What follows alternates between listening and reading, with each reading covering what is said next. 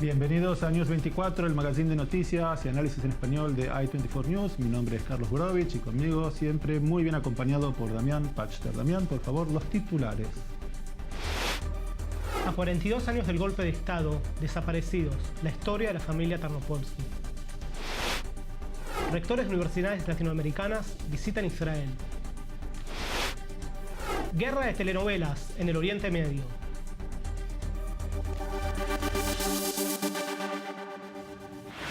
Y ahora vamos con nuestra editorial. Damián, adelante, por favor. Durante los años 70, Argentina vivió una de sus épocas más duras y trágicas de su historia moderna. Tras la muerte del presidente Juan Domingo Perón en 1974, su esposa Isabel Perón, vicepresidenta, asumió la presidencia de la nación y bajo su mandato decretó el aniquilamiento de las organizaciones armadas revolucionarias, grupos que buscaban tumbar al gobierno e imponer el socialismo por la fuerza. En su antítesis se creó una fuerza paraestatal ad hoc llamada la AAA para llevar a la práctica el decreto 261 de 1975, dando inicio a las desapariciones forzadas seguidas por asesinatos. Esta práctica se instaló durante un gobierno democrático y una imagen reflejaba esa época: el silencio es salud, y el miedo se imponía sobre la sociedad. Bajo un contexto de crisis social, el 24 de marzo de 1976, los militares salieron de sus cuarteles y dieron un esperado y reclamado golpe de Estado contra un gobierno débil, sin apoyo popular y en una sociedad fragmentada. Una vez en el poder, se dedicaron a terminar lo que el gobierno peronista anterior había iniciado: exterminar la subversión. Centros de detención y tortura se instalarían a lo largo y ancho del país. Miles de sospechados serían eventualmente secuestrados, ejecutados, algunos en vuelos de la muerte, previamente drogados y arrojados al Río de la Plata. Gran parte de ellos seguirían desaparecidos para siempre. Esto decía el presidente de facto, teniente general Jorge Rafael Videla, al ser preguntado por los desaparecidos. Al hombre que está detenido sin proceso, es uno, o al desaparecido, que es otro. Frente al desaparecido, en tanto esté como tal, es una incógnita el desaparecido. Si el hombre apareciera, bueno, tendrá un tratamiento X. Y si la desaparición se convirtiera en certeza de su fallecimiento, tiene un tratamiento Z. Pero mientras sea desaparecido, no puede tener ningún tratamiento especial. Es una incógnita, es un desaparecido. No tiene entidad, no está. Ni muerto ni vivo, está desaparecido.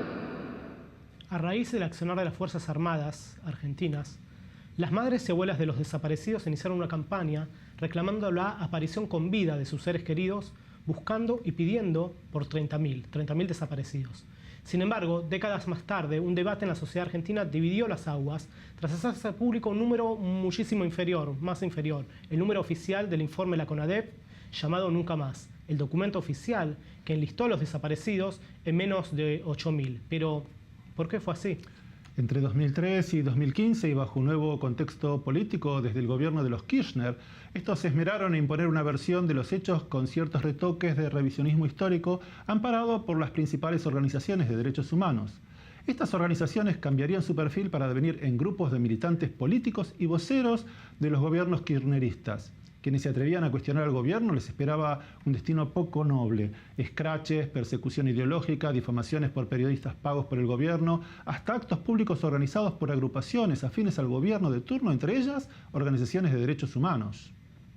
Frente al Congreso de la Nación instalaron carteles con la frase "escupa su odio", imágenes de figuras públicas a denostar por el solo hecho de expresarse contra el gobierno, tal como en el Minuto de Odio de George Orwell en 1984. Carlos, vos también tenés una historia particular.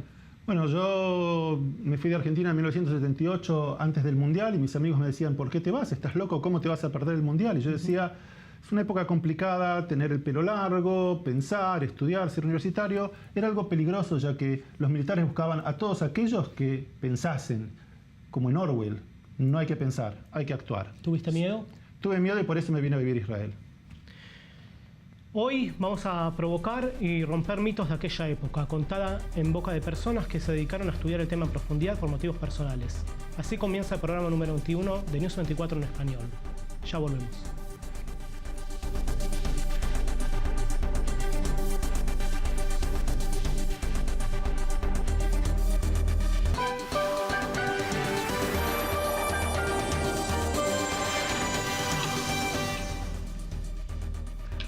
Gracias por seguir con nosotros. Están viendo News 24, el magazine en español de I24 News.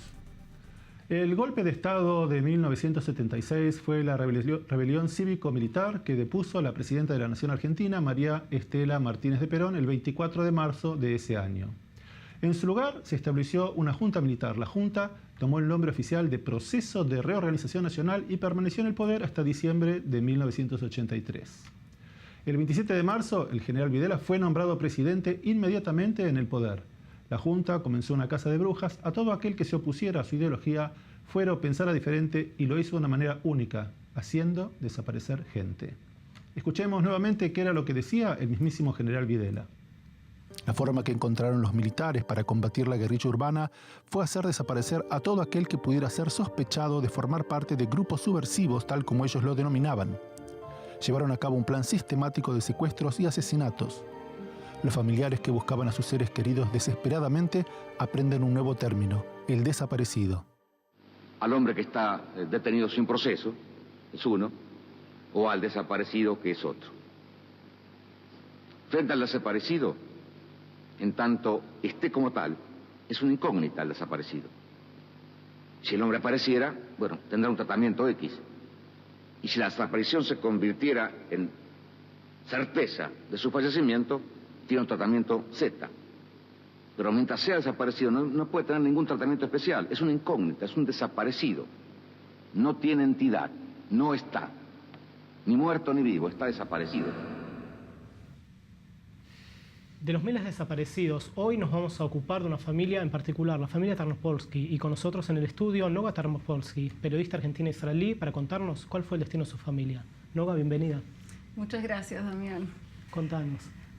Mi familia de alguna forma representa la tragedia argentina, porque era una de esas familias que vos acabás de describir, que querían que haya orden, que tenían miedo del desorden y de la violencia de la época de Isabelita. Mi tío Hugo era dueño con 2 socios de una empresa de productos químicos para la agricultura argentina. Mi tía Blanca, que la ven acá, era psicopedagoga muy conocida, que hasta el día de hoy me encuentran exalumnos de ella, que todavía se acuerdan. Acaban de homenajearla en Buenos Aires hace un año. Y mis primos, Sergio, que se había casado hacía muy poco con Laura, y Betina, que era la bebé de la familia, que en ese momento tenía 15 años. Y el destino es que desaparecieron todos en un boom. En una noche. En una hora. En una hora. Digamos, desde nuestro punto de vista es como lo que trata con tanta soberbia de describir Videla, es como si desvanecieron. Desaparecieron. Tenemos un testimonio de Daniel Tarnopolsky, después nos explicás cuál es la relación familiar. Él cuenta cómo fue el secuestro. Y así fue que en la noche del 14 al 15 de julio vinieron a mi casa, pusieron una bomba en la puerta, reventaron la bomba del departamento, reventaron la puerta del departamento y todo el hall y todos los vidrios y todos los mármoles y todo. Entraron, torturaron a mis padres preguntando por mi hermana y por mí. Mis padres no pudieron decir dónde yo estaba, en cambio terminaron diciendo dónde estaba mi hermana. Se fueron con mis padres a la casa de mi abuela, obligaron a mi padre a pedir a mi abuela que abriera la puerta, eran como a las 3 de la mañana, metieron a mi abuela en un patio, se llevaron a mi hermana. Noga, tu familia desapareció, hubo una comisión investigadora, los nombres de la familia Tarnopolsky aparecen en el informe de la CONADEP Nunca Más. ¿Qué significado tiene esto?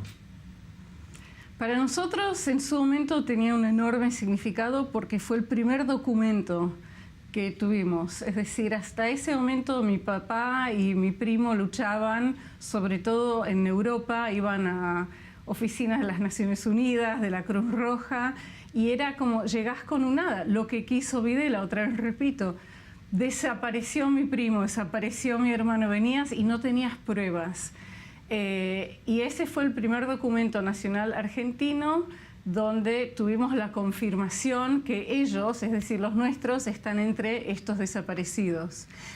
Quise decir que falta alguien en donde se cortó lo de Daniel, porque Laura Del Duca, de Tarnopolsky, la mujer de Sergio, también la sacaron con extrema violencia de la casa de su mamá, donde ella estaba esa noche. Vos sabés que en el último tiempo en la Argentina se discute mucho el tema de cuántos fueron los desaparecidos, si fueron 30.000 o fueron otros números. Los activistas de los derechos humanos sostienen 30.000. Algunos, sí. Creo que te escuchamos decir que vos tenés otra opinión.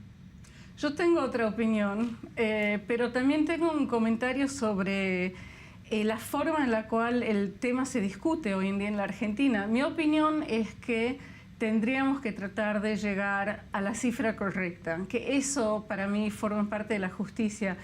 Para mí, si el Estado argentino mató a 10 personas o mató a 10.000, el crimen es igual. Y yo creo que tenemos que verlo así. Para mí, llegar a la cifra precisa y a poder decir históricamente lo que pasó dentro de lo posible es mucho, mucho más importante que agarrarse a alguna cifra que se ha convertido en mito, que nunca fue adecuada o correcta, y que en este momento nos impide, a mi juicio, seguir adelante. Escuchemos en una manifestación en los últimos tiempos en la ciudad de Buenos Aires lo que canta la gente.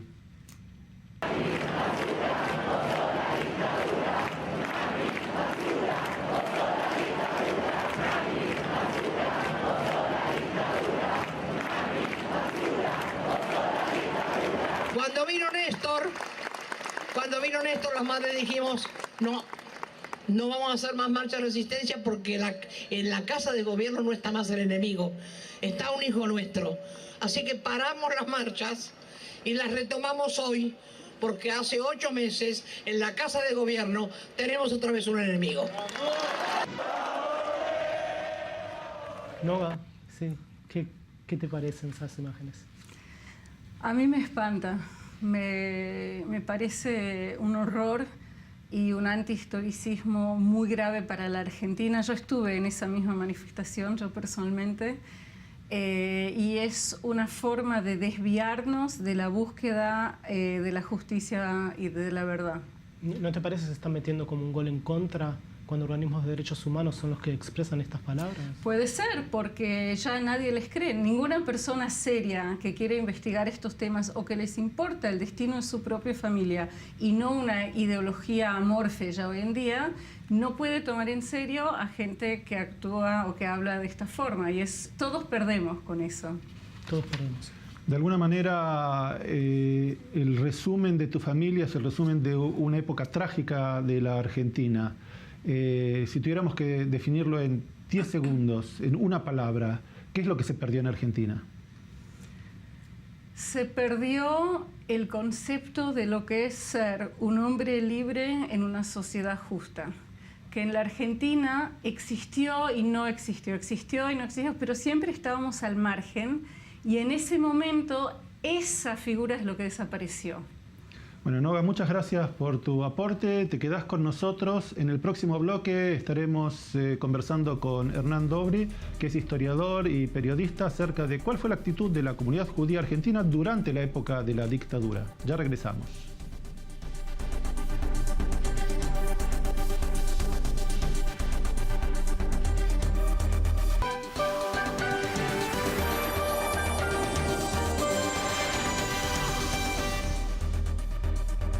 Seguimos con News 24, el magazine en español de i24 News, y ahora con nosotros por Skype desde Buenos Aires, Hernán Dobry, periodista e historiador. Hernán, gracias por atendernos. Muchas gracias por llamarme. Estamos hablando del golpe de Estado del año 1976, de los desaparecidos, y queríamos preguntarte cuál fue la reacción de las instituciones comunitarias cuando la Junta Militar comenzó a hacer desaparecer a ciudadanos en general y de la comunidad judía en particular. O sea, hubo diversas actitudes dentro de la propia comunidad judía. Lo que reinó primero fue el temor, y el temor en general. No se olviden que el propio hijo del presidente de la DAIA fue uno de los desaparecidos por pocos días, pero lo fue. Las propias instituciones se encontraron primero ante la situación de alivio por el golpe de Estado, por toda la violencia y el antisemitismo que se había vivido antes, y por el otro lado con este problema de desaparecidos al que no sabían cómo lidiar. O sea, lamentablemente las instituciones judías argentinas son muy amateurs y ante estas situaciones es complejo, les es complejo reaccionar y también en muchas cosas no conveniente por los aprietes propios del Estado. Se tuvieron que hacer cargo de esta situación otros personajes que no fueran parte de la dirigencia comunitaria. En los primeros tiempos, el rabino Marshall Meyer, el rabino Roberto Gretz, que es una figura importantísima de remarcar dentro de la historia de la dictadura argentina, y luego, desde la prensa denunciando, el propio periodista Hermann Schiller.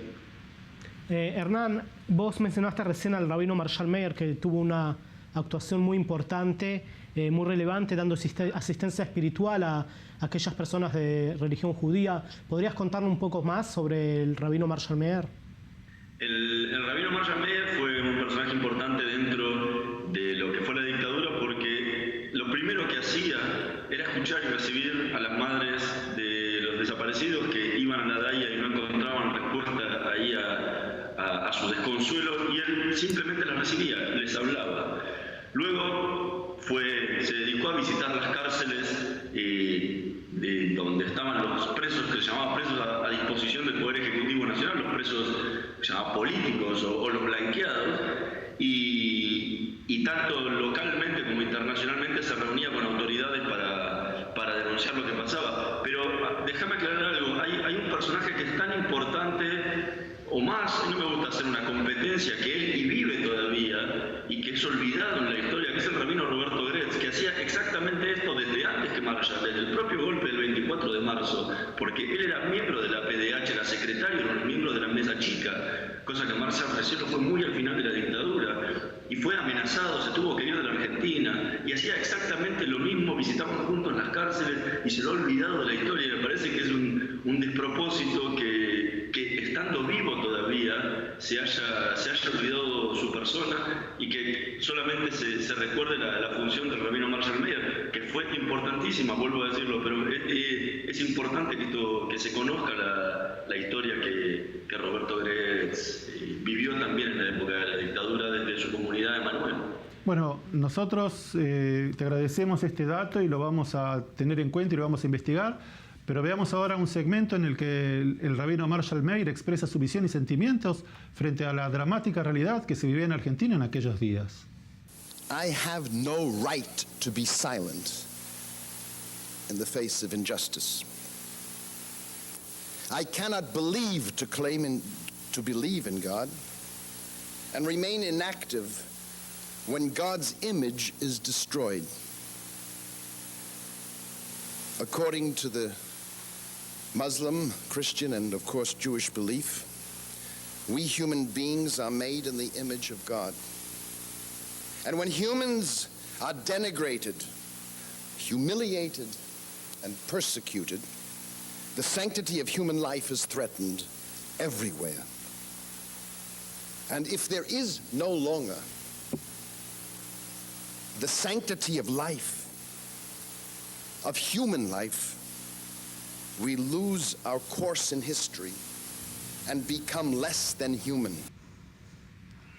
El tema de Marshall en la CONADEP tiene mucho que ver con la dictadura, o sea, él junto con, en ese momento, uno de los miembros de la APDH, que era Raúl Alfonsín, junto a Adolfo Pérez Esquivel, junto a Graciela Fernández Mejide y un montón de otros personajes, formaban parte de los grupos que denunciaban lo que ocurría en la dictadura. Bueno, uno de sus amigos en ese momento se terminó convirtiendo en presidente de la Nación después del 10 de diciembre de 1983.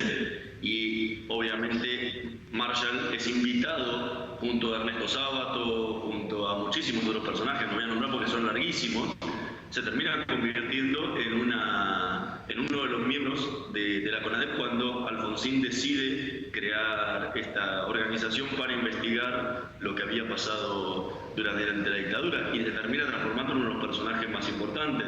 Empieza a recorrer el mundo en busca de testimonios de los sobrevivientes que habían quedado en el exilio y se transforma, y es él el que le da después el nombre al libro que va a terminar conformándose con todos los testimonios de lo que recabó la CONADE, que es nunca más. ¿Sí? Ese grito de la Shoah de no volver a repetirse. Fue Marshall de la idea y quedó plasmado así por Ernesto Sábato luego cuando terminó de redactarlo. Hernán, muchísimas gracias por tu aporte, por tu conocimiento y por esclarecernos acerca de esta etapa de la historia argentina. También le agradecemos a Noga Tarnopolsky el habernos acompañado en este segmento que relata uno de los periodos más negros de la historia argentina. Rectores de universidades latinoamericanas visitaron Israel y nos contaron sus impresiones. Ya venimos.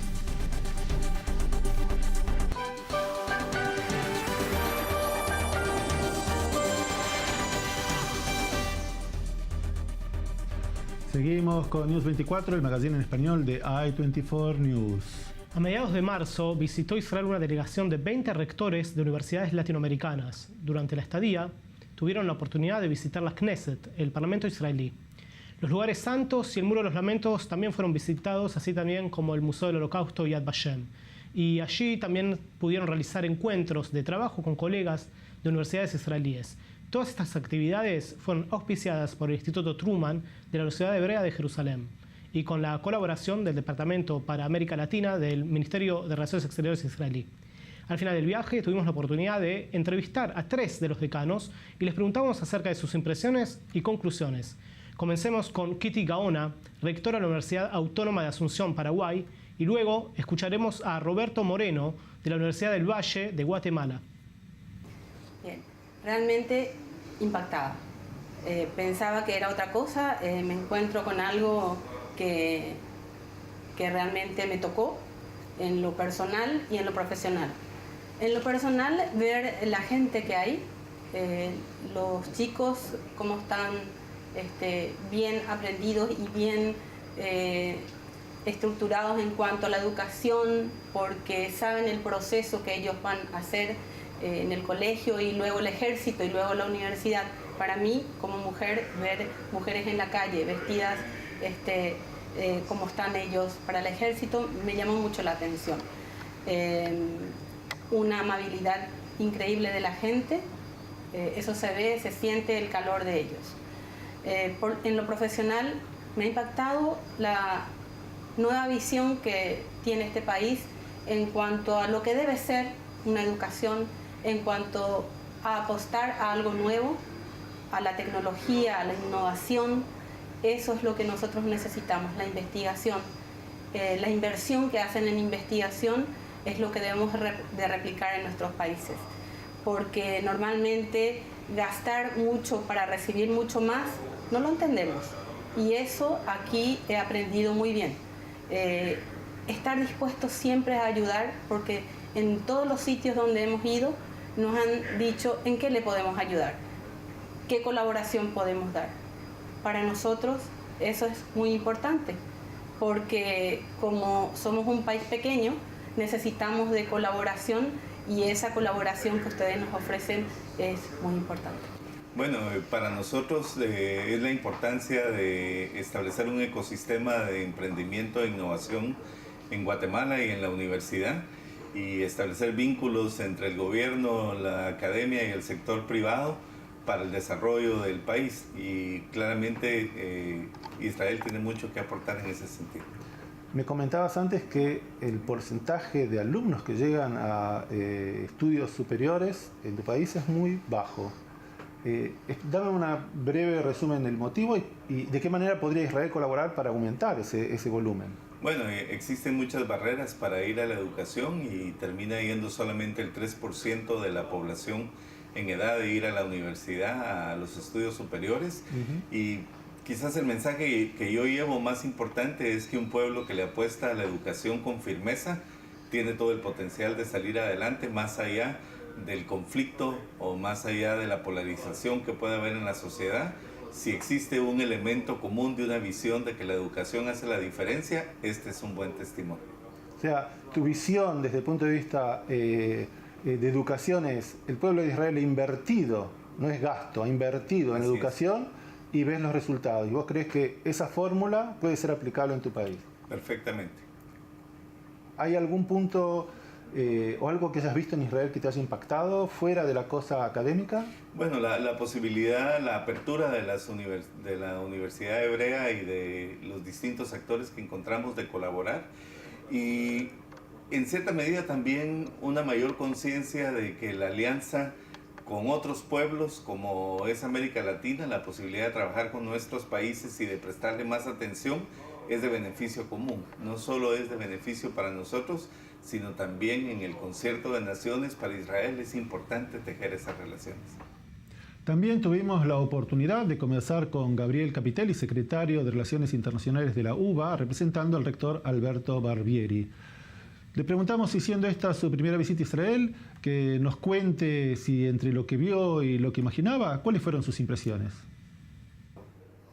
Bueno, tengo que confesarte que siempre he leído el tema y siempre me interesó el tema, y independientemente, más allá de lo que puede aparecer en las diferentes versiones que existen sobre el mismo tema, de todos los temas, realmente me impactó más porque un contraste increíble entre miles de años de historia con el futuro, fundamentalmente con la apuesta de empresas high-tech, la colaboración estrecha entre la empresa de desarrollo y la universidad, y fundamentalmente el apoyo que hace Israel a la educación. Nosotros tenemos, además de la relación más allá con otros estamentos, lo que tenemos es dentro de la UBA un centro Israel-América Latina, dentro de la Universidad de Buenos Aires, que tiene una participación activa en Argentina, y estamos en relación también con la comunidad judía en nuestro país. Así que, pero la verdad, superó ampliamente mis expectativas. Si tuvieras que poner el punto, marcar un punto, yo me llevo de esta visita esto, ¿qué sería el centro de...? Un país en crecimiento, en democracia plena, seguro, más allá de que ustedes lo definen muy bien como una tensa calma, realmente nosotros que estamos en América Latina acostumbrados a determinados tipos de vaivenes, vemos, o por lo menos la verdad que me sorprendió el grado de cohesión de ideas que tienen en temas determinados, como puede ser territorialidad, futuro, educación. Y además vi bastante parecido por lo menos en Argentina. Será que, bueno, la comunidad es muy grande, la comunidad judía es muy grande, y bueno, de hecho estamos hablando 2 personas nacidas en Buenos Aires. Pero el punto es, el gran tema que destaco tiene que ver con un proyecto de nación, ¿no? El famoso libro Startup Nation, sumado a la historia, ¿no? Que Israel es pasado, pero también es futuro.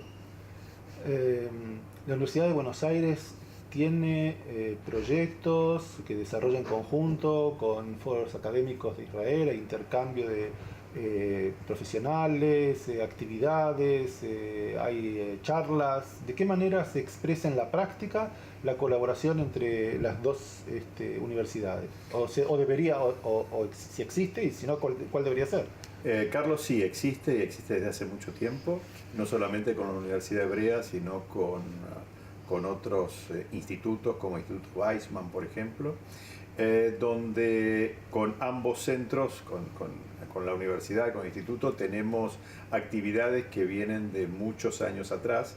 Hay que recordar que la Universidad de Buenos Aires es una universidad grande, tenemos más de 300.000 alumnos de grado, 25.000 alumnos de posgrado, 25.000 profesores. Es decir, cuando uno piensa en este tamaño, piensa de que la relación, además de muchos años, hay muchos proyectos en común. Y por supuesto lo que hemos afianzado en este viaje tiene que ver con los proyectos de interés común, que tienen que ver con, por ejemplo, en el tema de producción sustentable de alimentos, tiene que ver también con los temas de desertificación. Nosotros tenemos un centro del agua dentro de la Universidad de Buenos Aires, en la Facultad de Ciencias Veterinarias, donde, bueno, Israel y la Universidad Hebrea es pionera en este tema y tiene muchísimo tenemos muchísimo que aprender y poder también colaborar y dar nuestra experiencia de la otra parte del mundo, ¿no? Ahí ya prácticamente cercano a la Antártida. Si tuvieras que resumir en un concepto, mi visita a Israel fue...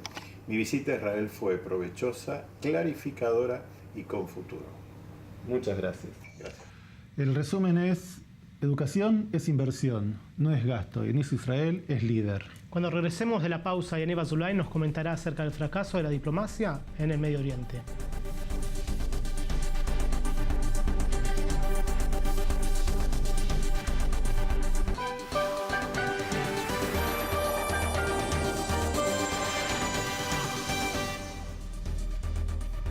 Gracias por seguir con nosotros. Están viendo News 24 en español, el magazine de actualidad de i24 News. Nos venimos al Medio Oriente y con nosotros en el estudio nuestro comentarista Yaniv Azulay. ¿Cómo estás, Yaniv? Muy bien, gracias. Yaniv, ¿por dónde empezamos hoy? Hoy empezamos en la Franja de Gaza. Mientras en la Casa Blanca se reunieron todos para hablar de esta crisis humanitaria la cual está ocurriendo en Gaza, ¿qué pasó? El primer ministro palestino estaba entrando a la Franja de Gaza y hubo una explosión. Parece que intentaron asesinarlo. Todavía no se sabe quién fue, todavía no se sabe cuál fue el motivo. Todo esto en el informe de Muhammad Al-Qasim. Palestinian Prime Minister Rami al-Hamadallah survived death. An assassination attempt in Gaza on Tuesday after a device exploded as his motorcade was passing. The Prime Minister was unharmed. 6 of his security guards were slightly injured. The Prime Minister's convoy passed. After a short time, there was a sound of an explosion. People went towards the site. It looks like the explosion hit the end of the convoy. Hamadallah was accompanied by Palestinian intelligence chief Majid Faraj. He was also unhurt. At first, he didn't point a finger at anyone.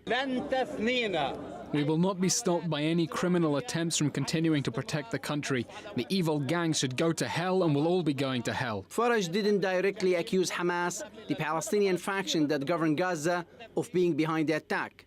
But when asked by a reporter, it is early to accuse anyone, but whoever is controlling Gaza is responsible for securing the scene. No group immediately claimed responsibility for the blast. Hamadallah was on a rare visit to the coastal enclave for the inauguration of a waste treatment plant and discussions on the stalled reconciliation talks with Hamas. But he cut his trip short and returned to his office in Ramallah in the West Bank. Without security, there will be no government nor authority. We ask Hamas to hand over what is needed, and especially the internal security. Hamas, embarrassed by the assassination attempt as it undermines its control of the Strip, condemned the attack. Its security forces sealed off the area and made a number of arrests. We, the Hamas movement, condemn the attempt to target the convoy of Rami Hamdallah and consider the same side that wanted to target the security in Gaza Strip and the reconciliation and unity efforts and ending the suffering of 2 million Palestinians in the Strip. President Mahmoud Abbas also cut short his visit to neighboring Jordan. He also accused Hamas of being behind the attack. The two major Palestinian factions signed a deal last October that was supposed to see the Islamist movement hand over power. But it has all but collapsed. It's almost guaranteed this attack, which killed no one, will nonetheless bury the deal. Muhammad Al-Qasim, i24 News.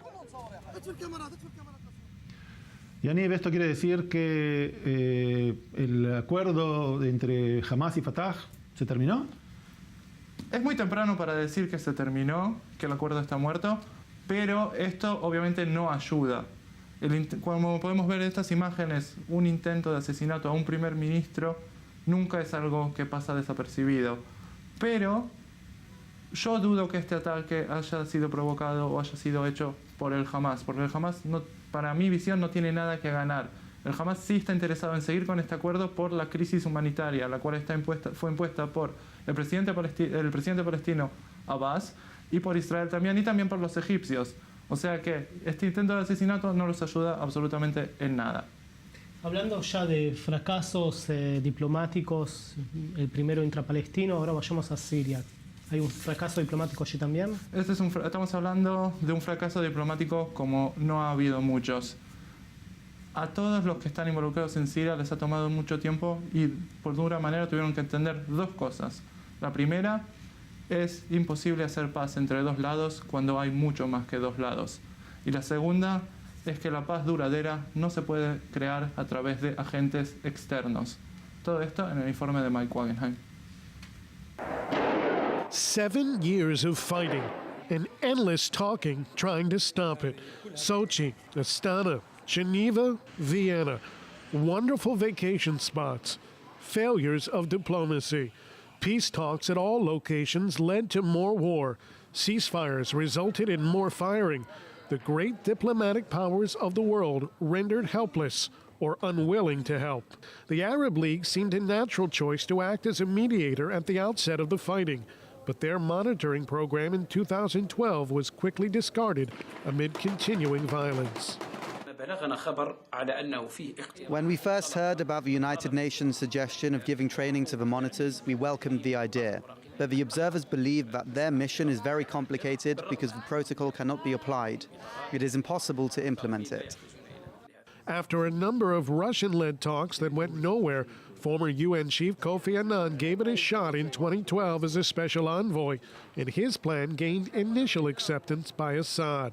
It is an important initial step that the Assad regime has written the United Nations to accept the Annan plan.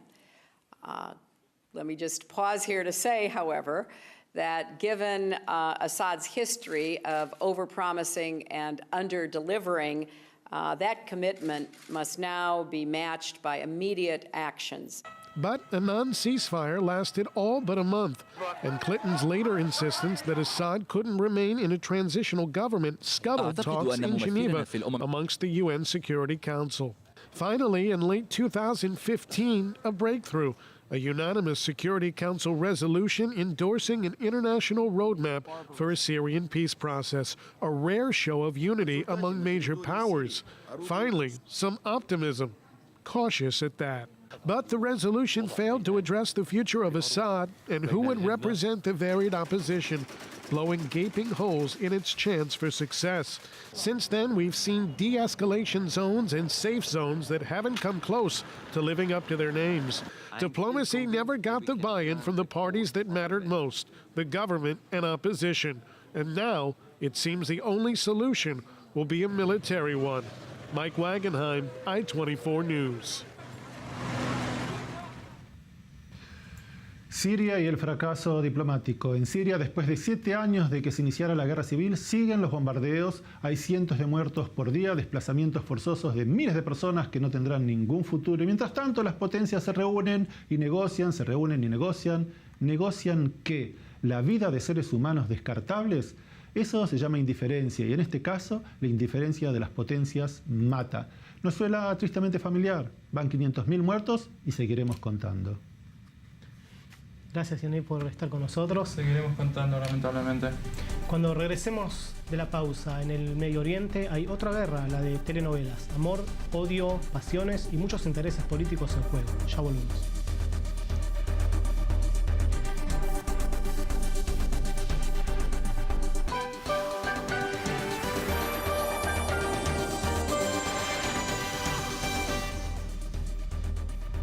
Seguimos en News 24 en español, último segmento, una imagen vale más que 1000 palabras.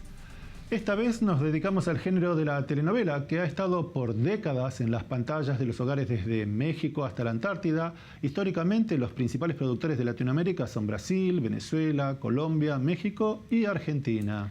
Pero desde hace unos años hay un nuevo país que ha conseguido cautivar a millones de familias alrededor del mundo. Turquía, ejemplo de un éxito arrasador en Las Mil y Una Noches.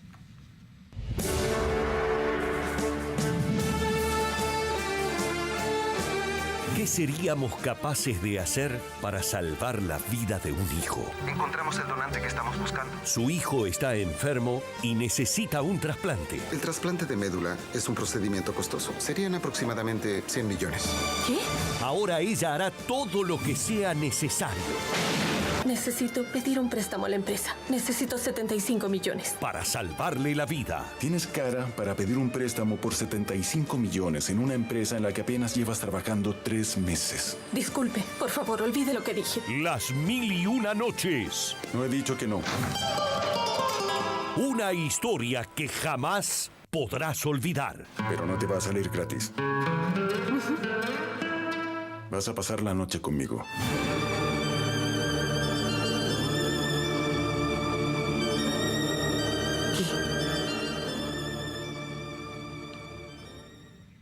Drama, telenovela turco, pero en el Medio Oriente vive de manera continua conflictos y guerras, no solo dramas de amor.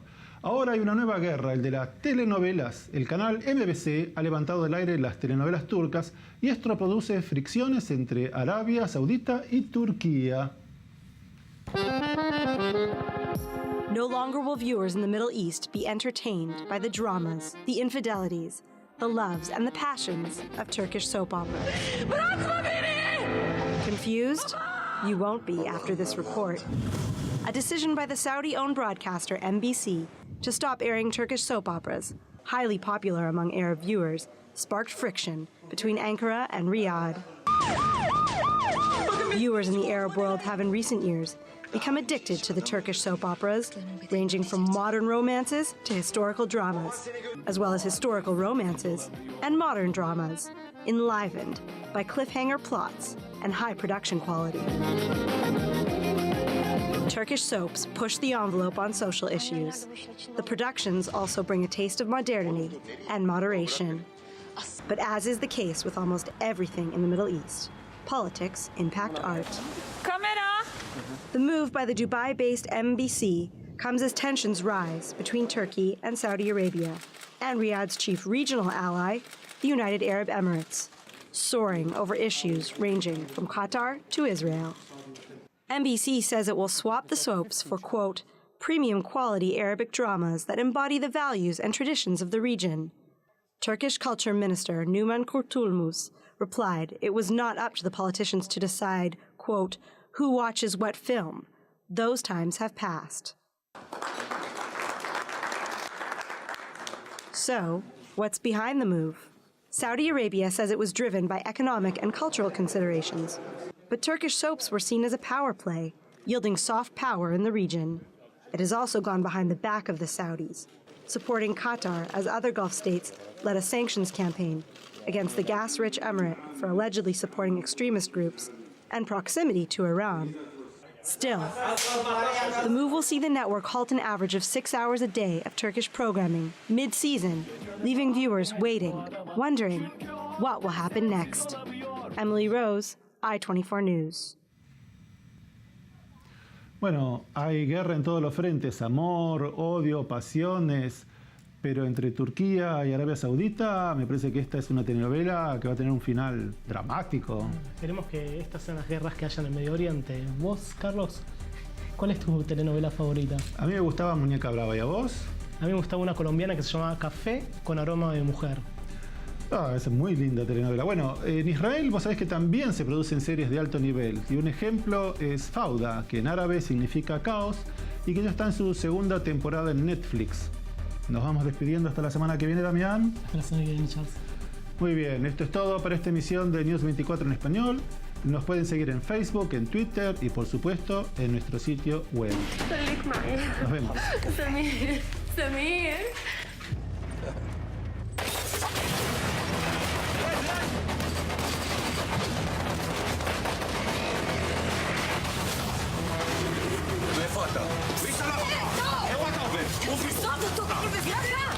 הם ירו עליי, גבי. תפסיק להיות פרנואיד. תגידי, על היצרן אתה לא אתה נוסע? תפתח לי.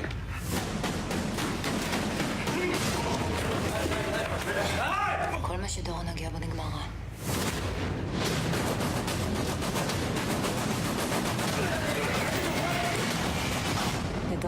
الانتقام مش رح يساعدنا، أي شغلة مش مهمة. إلي مهم.